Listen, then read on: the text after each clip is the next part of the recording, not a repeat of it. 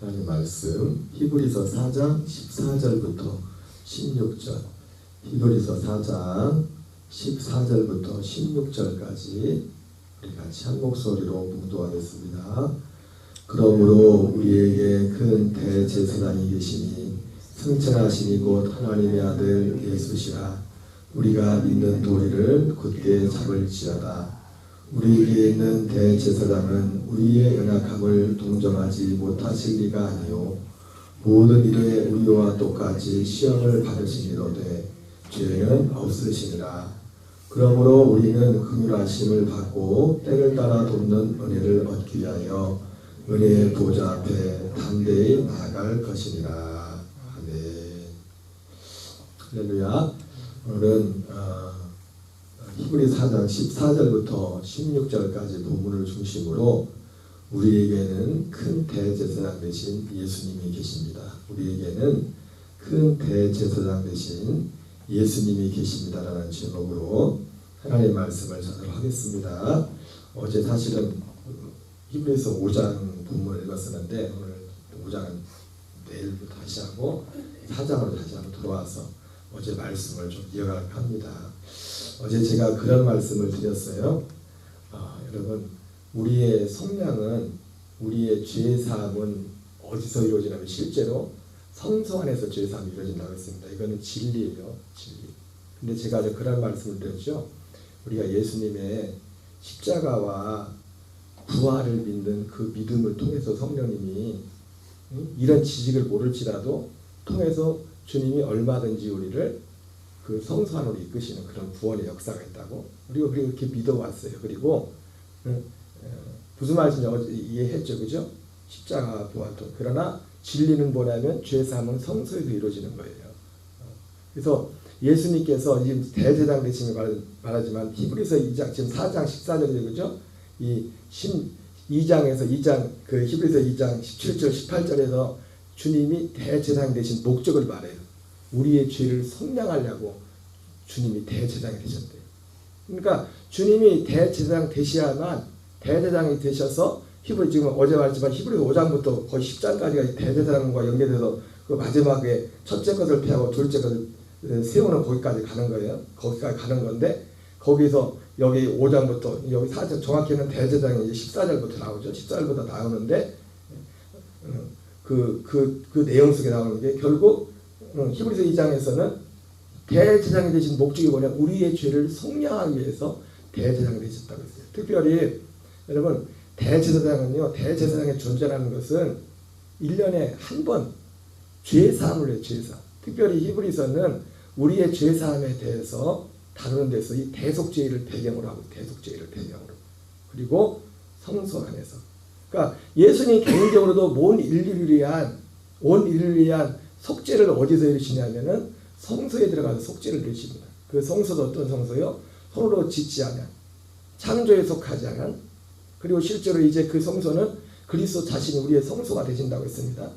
그리스도 자신 부활한 승천하신 그분이 대제사장 되시지만은 그래서 우리가 죄사함 받을 때 그 성소 안으로 이끌어간다고. 그래서 골로새서 1장 13절 14절에서 그가 우리를 흑암의 권세에서 건져내사 그의 사랑의 아들의 나라로 옮기셨다. 죄사함. 그래서 거기서 뭐 하느냐? 성량 곧 죄사함이, 거기서 성량 죄사함이 이루어진다고 말씀하고 있어요. 진리는 이겁니다.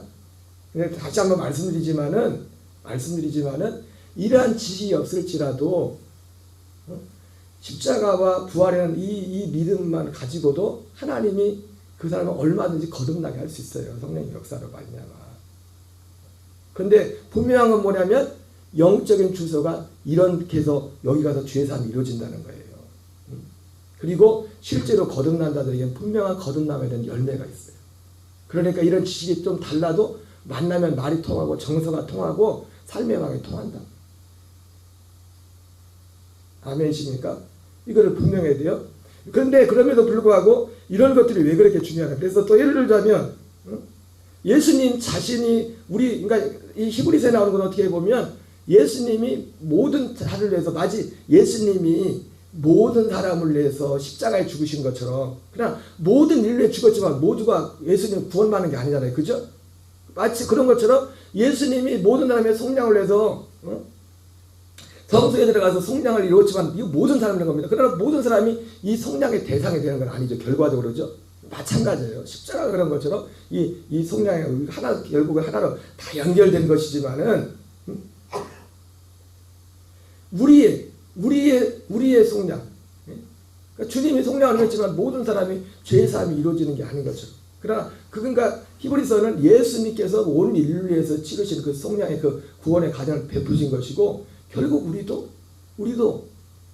다시 한번 말씀드리지만 십자가와 부활을 믿음으로 말미암아 믿음을 통해서도 죄사함 그 십자가와 부활이라는 것이 우리의 복음에서 굉장히 중요한 핵심입니다. 그러나 이런 지식까지 모를지도 이걸 통해서도 얼마든지 주님이 그러니까 우리도 주님이 성소에 들어간 것처럼 탄원을 우리들도 그 성소에 들어가서 죄사함을 받는다고요. 그래서 그 표현을 뭐라고 되어 있냐면은 그거를 좀 에베소서에서도 그리스도 안에서 속량. 그 그리스도는 어떤 그리스도예요? 두 번째 나타나시는 그리스도예요. 사도 바울이 그 그리스도라고 했던 속량. 그리고 그게 에베소는 그리고 아까 골로새서 봅니다. 그의 사랑의 아들의 나라예요. 거기로 가서 속량 죄사함이 이루어진다고 해요. 여기가 속량 죄사함을 어디서 속량 죄사함을 받았느냐? 그리스도 예수 안에서 그의 사랑의 아들의 나라에 가서 속량 죄사함을 받다고 사도 바울이 말하고 있잖아요. 그게 성소란 말이에요. 고린도전서 6장에서는 사도 바울이 그 고린도 교회에 마련해 있던 그 영주주의에 대해서 미혹을 받지 말라고 말하면서 뭐라고 합니까? 이런 자들이 있었는데 그들이 성령 안에서 거기선 씻음이라고 죄 씻음을 받았다. 씻음을 받았다. 그러니까 성령 안에서 여러분 성령 안에서 죄사 성령 안에서 죄사함이 우리 실제로 개인에게 이루어지는 거예요. 죄사함이라는 것이 믿는 우리의 믿음의 핵심은 주님의 눈으로 보이는 우리에게 가장 중요한 표현은 예수님의 십자가와 부활이에요. 부활도. 그래서 예수님의 십자가 요한 웨슬리 목사님도 하다못해 재간을 이런 얘기 안 합니다. 십자가와 부활 이 십자가를 통해서 그걸 얘기하지만 그분의 거듭남에 대해서는 거듭남의 내용은 똑같아요. 거듭난 사람의 어떤 증거를 그런 내용들에 대해서. 그래서 고린도전서 6장에서도 6장 11절에서도 죄사함이 죄 씻음과 여기서 말하는 씻음과 죄사함은 같은 맥락이에요. 속량. 에베소서나 골로새서는 속량과 죄사함이라는 표현을 쓰고 고린도전서는 씻음을 받았다는데 어디서? 성령 안에서 씻음을 받았다. 성령 안에서. 성령 안에서. 그래서 어제 제가 그런 말씀을 드렸습니다. 왜 제가 이런 말씀들을 이렇게 드리냐면은 여러분 십자가와 부활을 이게 믿음으로 하지만은 결국 이걸 통해서 이거 자꾸 이런 얘기를 왜 하냐면 우리의 믿음이 목사인 제 입장에서 우리의 믿음이 여러분 죽어서 천국 가는 건 목사가 이래라 저래라 말할 수가 없어요. 그건 하나님 아시는 거죠. 그도 그럴 것이 뭡니까? 마태복음 7장 21절에 나더러 주여 주는 자만 다 천국 갈 것이 아니랬잖아요. 하늘에 계신 아버지의 뜻대로 행하는 자가 들어갈 거라고 말했잖아요. 그죠? 이런 거 하나하나를 물론 이것도 제가 몰랐어. 옛날에 이거 몰랐죠. 이런 내용들을 몰라서 말도 못했죠. 이런 말들을 하나하나 되짚는 이유가 뭐냐면은 우리의 믿음이 이 땅에서 믿음의 목적이 한 사람 한 사람의 믿음의 목적이 뭡니까? 믿음의 열매가 하나님 맡겨라는 게 고린도 후서 13장 5절이에요. 너희가 진짜 믿음 안에 사는 것. 믿음 안에는가 너희 자신을 시험하고 너희 자신을 확증하라. 그러면서 뭐라 합니까? 그리스도께서 너희 안에 계신 것을 스스로 알지 못하느냐. 여기 있는 저의 사명은 뭐냐면 교회에 나오는 한 분 한 분들한테 뭐 여러 가지를 표현할 수 있지만은 그리스도께서 내 안에 계심을 스스로 아는 그 자리에 세우는 겁니다. 그 자리에 스스로 아는. 그래야 실제로 그걸 안다는 거 뭡니까? 스스로 알게 됐다는 벌써 사람은 죄사함 받은 사람이에요. 죄사함이 이루어진 거예요. 죄사함만 이루어진 게 아니라 뭐예요? 그리스도와 함께 죽음을 통과한 사람이라고. 통과한 사람이에요. 어제 이 부분에 대해서 좀 말씀을 좀 더 보완을 해서 이제 말씀을 드려요. 오늘 히브리서 4장에 보면은 주님이 우리의 큰 대제사장이 되죠. 그렇죠? 여러분 분명히 하시기 바랍니다.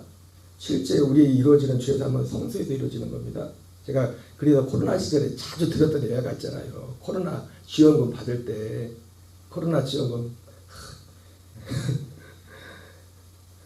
그때도 좀 좋았죠, 그죠? 깜짝했어요. 수입이 힘들었지만 지원금 줘가지고 그 지원금을 줄 때 그 지원금을 어디서 정해요? 국회에서 땅땅땅 하지만은 국회에서 얼마를 주세요 해도 국회 가서 돈 달라고 해도 1원 한 장도 안 줘요. 어디 가요? 공원군에 가든지 홈페이지를 가든지 가서 누리집에 가서 이걸 신청을 해야 돼요. 제가 그걸 빗대 말했지 않습니까? 법이 제정되는 곳과 그것이 집행되는 곳이 다르다고. 그래서 우리나라도 입법부, 사법부, 행정부가 있잖아요. 입법부에서 법을 정해도 집행을 행정부에서 하는 겁니다. 행정부에서. 예수님이 십자가에서 우리 죄의 속량이 이렇지만 그 속량의 효과는 어디서 나타나면 성소에 들어가서 나타나는 거예요. 성소에 들어가서 속량이. 그리고 들어갈 때는 예수님도 죽음을 통과해서 그걸 들어가 대장이 되었고 우리에게도 영적으로 보면 어떤 한 사람이 그 안에 들어갔다면 그 사람이 그리스도와 죽음을 통과한 거예요. 죽음을 통과해서 그 안에 들어간 거라고. 사도 바울이 내가 그리스도 예수와 함께 십자가에 못 박혀 죽었나니 그런 이제는 내가 산 것이 아니요. 제가 어제 유기성 목사님의 책을 읽다 보니까 유기성 목사님도 정확히 그 말을 합니다. 그분은 그런 표현을 하시더라고요. 근데 어떤 부분에서 제가 동의하지 못하는 부분인 게 뭐냐면 한국교회 그분은 그렇게 말하더라고요. 한국교회 교인들은 죄사함의 확신이 있지만 죽었다는 데에 대한 확신이 없다. 이런. 저는 여기에 대해 동의 못해요. 그거보다도 어떻게 해야 돼? 한국교회는 죄사함에 대해서는 많이 전하지만은 죽음에 대해서는 전하지 않아요. 이게 어떻게 보면 정확한 표현이에요. 그리고 이 책을 이렇게 쓴 목사님이 뭐라고 썼냐면은 제가 했던 얘기 어떤 건 똑같은 얘기를 하더라고요. 죄사함은 죽음 이후에 오는 것이야. 제가 했던 말 그죠? 죄사함은 죽음 이후에. 근데 제가 왜 한국교회는 여러분 우리가 한국교회는 죄사함의 확신이 없다는 그 증거 중에 하나가 뭐냐면 예수 믿고 신앙생활 오래 하신 분들도 죄사함의 확신이 있는 것도 아니에요. 사실을 보면 건드려 보면은 그냥 목사님들이 하는 말이 십자가 제사는 그거를 그냥 받아들이는 거예요. 그래서 그 증거 중에 하나가 뭡니까? 모두 하는 사람은 아니지만은 늘 기도할 때도 한 죄인입니다. 거기에만 머무르서 거기를 벗어나지 못해. 그리고 유기성 목사님이 책에서 말했던 것처럼 이건 맞아요. 죽음 이후에 제가 왜 이 말 드냐면 저도 개인적으로 이 복음이 확실해지니까 이 죽음 제 개인적으로도요 죄사함이라는 것이 내가 그리스도와의 죽음이 이게 더 분명해지니까 죄사함이 너무 더 분명해지는 거예요. 내 안에서 죄사함이라는 걸 쫓아내요. 그러니까 한국교회는 교인들이 죄사함의 확신, 그러니까 구원파 같은 경우는 잘못된 죄사함의 확신이지 거기는 뭐 깨달은 거 아니고.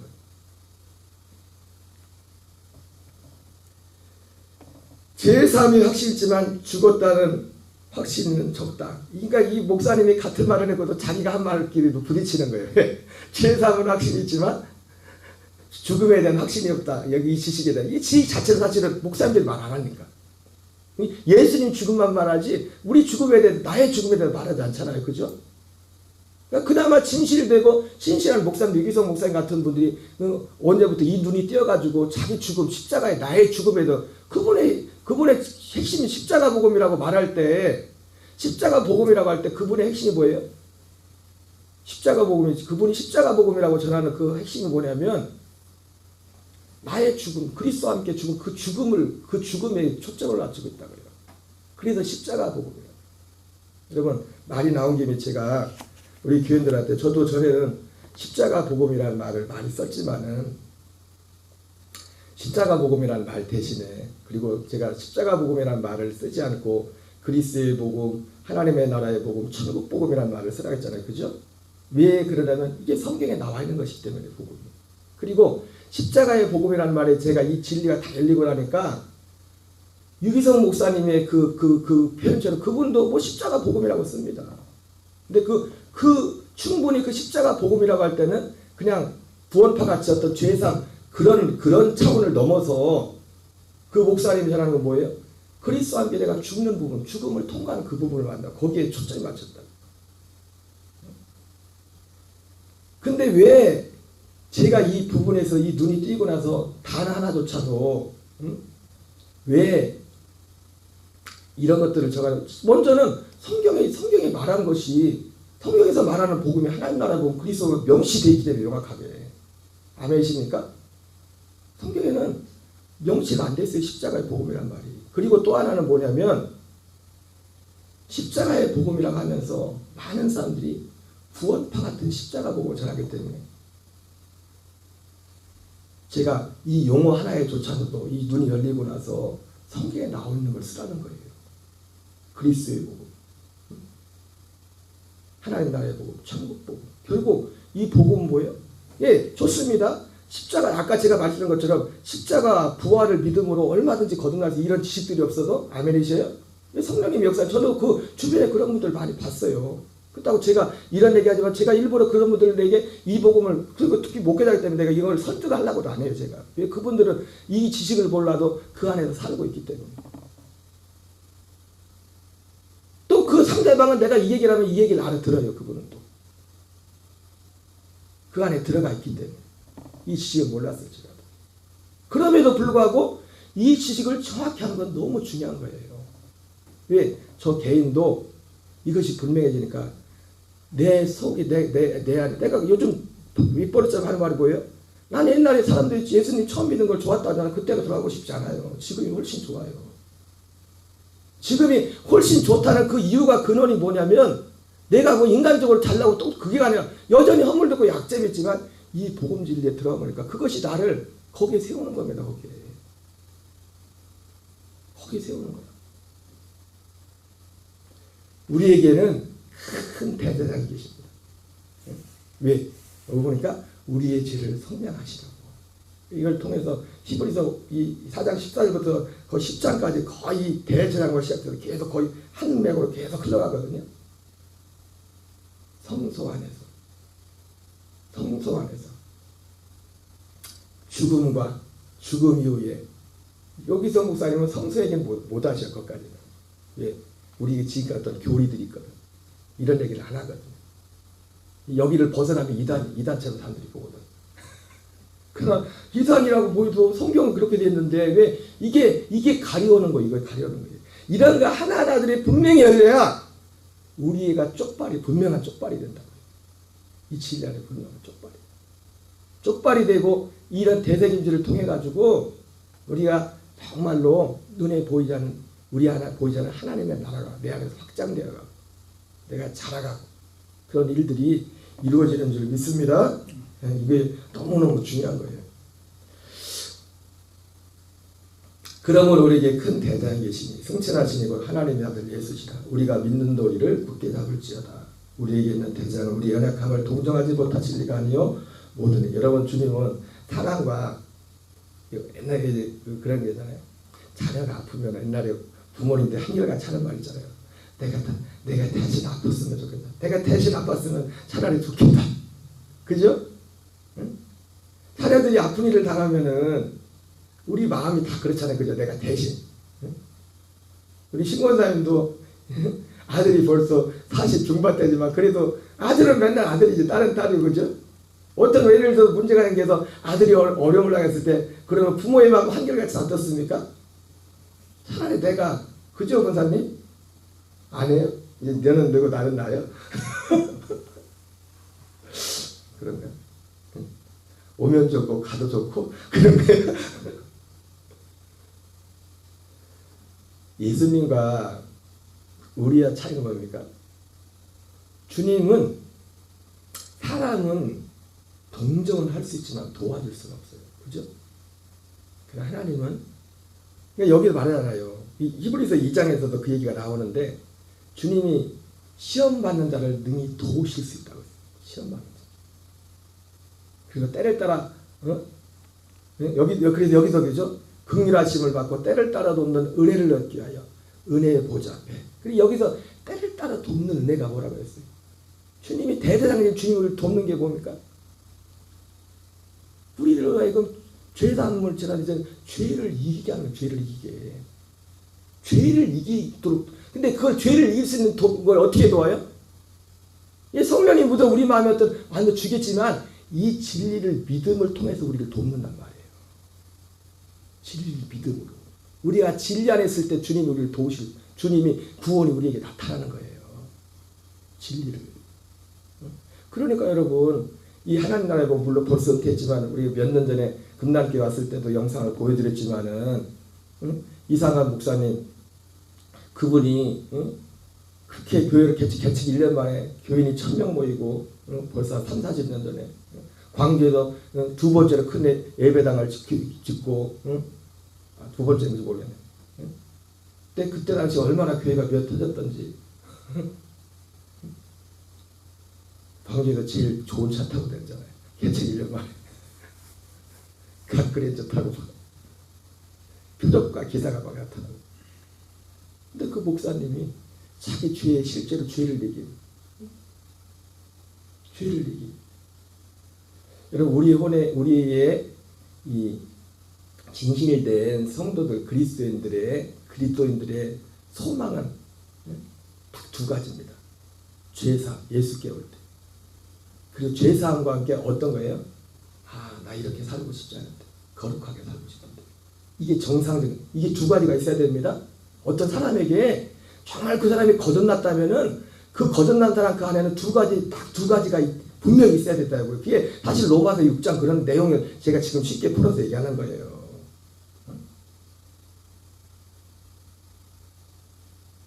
근데 이런 것이 없는 사람들한테 예를 들어서 십자가조차도 부활, 예수님 원래 죽었으면 이런 말들은 이런 말조차도 이건 뭐냐면 그 사람들한테 진주나 이 거룩한 것을 마치 개나 돼지한테 주는 거야. 그런 모양이에요. 이 십자가조차도, 예수님의 죽음조차도. 우리 안에 정상적인 요건 뭐냐면 죄사함에 대한 이 죄사함이 너무 크게 보여. 그리고 또 하나는 나 이렇게 살고 싶지 않는데, 거룩하게 살고 싶은데, 죄를, 주님이 뭘 도우냐, 이걸 도운단 말이야. 이거를 뭘 도와준다고요? 이거를 도와준다고. 이거를. 우리의 모든 문제는, 일상의 모든 문제도 이게 문제라. 이게 안 되니까 모든 게 문제가 생기는 거예요. 그리고 죄사함은 유기성 목사님도 참 그걸 정확히 표현하셨더라고요. 죽음 이후의 죄사함.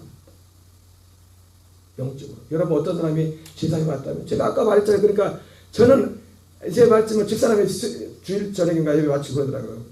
혼돈했다고, 당신 2005년 전에 또 구원 받았다는 거예요. 제가 그 표현. 왜?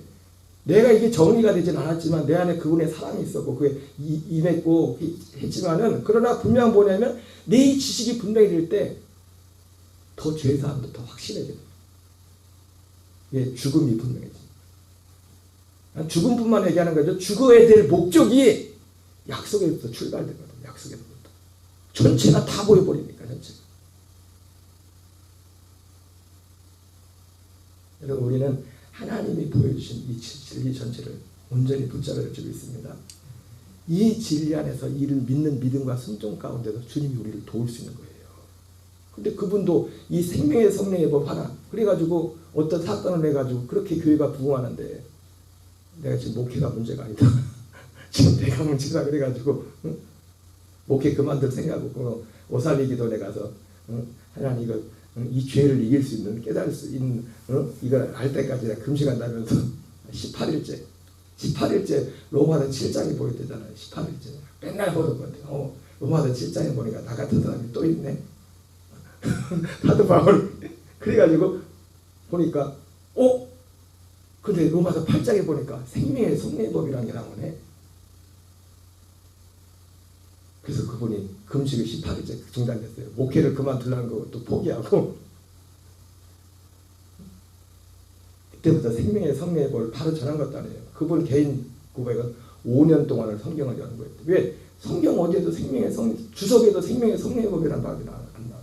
제가 지난번도 말씀드렸지만 2년 전인가 이름만 되는 우리나라 유수 기독 출판사 사장님이 책을 일부러 주석을 판매하려고 일부러 돌라고 우리 교회까지 왔다고요. 뭐 상술인지는 뭔지 모르지만 성령의 인도 가운데 우리 교회 왔대요. 그 주석 한지를 갖고 왔다가 돈은 다 받으면서 그래가지고 가져졌는데 책을 막 진짜 잘 썼어요. 굉장히 학적으로. 근데 거기도 생명의 성령의 법이라고 했는데도 말을 안 해요. 그분은 천국 지역도 갔다 왔고 그래서 국내 보니까 유튜브로 찾아보니까 한국의 웬만한 대형교회는 다 가서 집회하셨어요. 이분이. 근데 생명의 성령의 법을 몰라요. 이 목사님 아니지 이 사람이. 제가 좀 대화하다가 이렇게 갇혔는데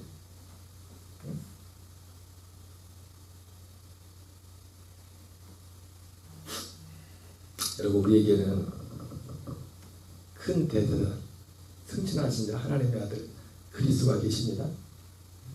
이 진리 안에서 아까 말했잖아요. 한국교회는 미성 목사님은 죄사함에 대한 확신은 있지만 죽음에 대한 확신이 없다는데 아니에요. 그냥 죄사함을 자꾸 말하니까 그냥 그 교리를 잡는 거지. 진짜 개인적으로 물어봐야 해요. 그러니까 구원파가 물어보면 뭐 할 말이 없어 사람들이. 죽음이 먼저 확실하지 않은 거예요. 죽음이 확실하면 죄사함은 그래도 따라오게 돼요. 확실. 그리고 실제로 예수님의 십자가 부활을 통해서 전 주변에도 그런 목사님들 봤습니까? 이런 제가 전한 이런 지식을 모를지라도 여기까지 모를지라도 그래서 그분들이 정말 거듭난 사람들의 또 표적지 하나 보니까 예수님을 정말 사랑해요. 주님을 사랑합니다. 아멘이십니까? 거듭난 자의 가장 큰 표적은 뭐냐면 사랑이라. 그분을 사랑한다. 내가 예수를 보지 못하였으나 사랑한도다.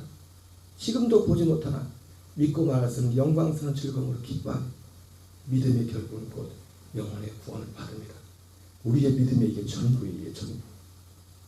이 여기에서 우리가 이 땅을 살아가면서도 담대함이 나오는 거예요. 여기서 담대함이. 아멘이십니까?